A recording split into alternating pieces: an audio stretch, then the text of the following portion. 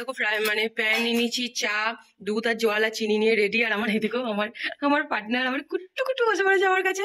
তো ওই দেখো উঠোনে রোদে যাবো এরপর মানে চা বানাতে। তো চলো যাওয়া যাক। বেটা জিনিসগুলো নিয়ে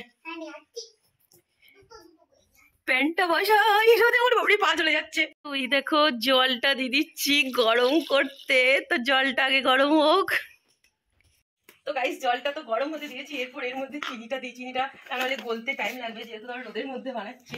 আদেও কি হবে তো দেখা যাক। তো চলো আমি দুধ চা বানাবো, কিন্তু এই জায়গাটা গরম হয়েছে হালকা। তো চিনিটা তো গুলে যাবে না, চিনি জলের মধ্যে থাকলে গুলে যায়। তো আমি চিনিটা দিয়ে দিয়েছি, একটু আগে থেকেই দিলাম। তারপর জলটা গরম হবে, তারপর দুধ দেবো, দুধটা গুলবো। মোটামুটি জলটা গরম হয়েছে, এরপর দুধটা দেবো।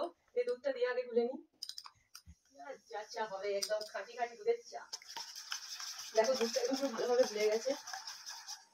এই দেখো মানে জলটা দুধ গোলার মতন গরম হয়েছে। এই জায়গাটাও মানে গরম, রোদে ছেড়ে গেলে অনেকক্ষণ গরম যেমন হয় ওরকমই, টাইমটা একটু বেশি লাগবে। আর বেশি পাতলা এই সসপ্যান গুলো হলে তাড়াতাড়ি গরম হবে। এটা খুব একটা মোটা নয় আমাদের এই সসপ্যানটা। তো এই দেখো এরপর চা পাতাটা দিয়ে দিই, কালারটা বেরোবে। তো চাটা খেয়ে কেমন হবে অবশ্যই তোমাদেরকে জানাবো, তোমরাও বানিয়ে খেয়েও।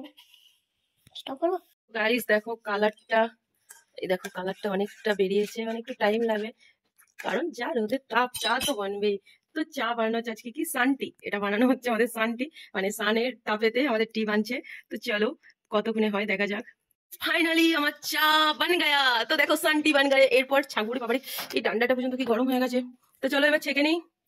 বাবারি এই ডান্ডাটা পর্যন্ত কি গরম হয়ে গেছে। কালারটা সেই এসছে, সেই কালার।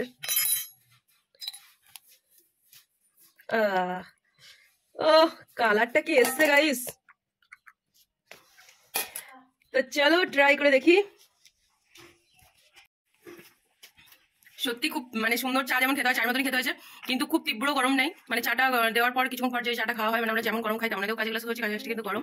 তো চলো সবাই বানিয়ে খাও আর জানাও কমেন্টে কেমন হয়েছে। টাটা, বেটা বলো কেমন হয়েছে।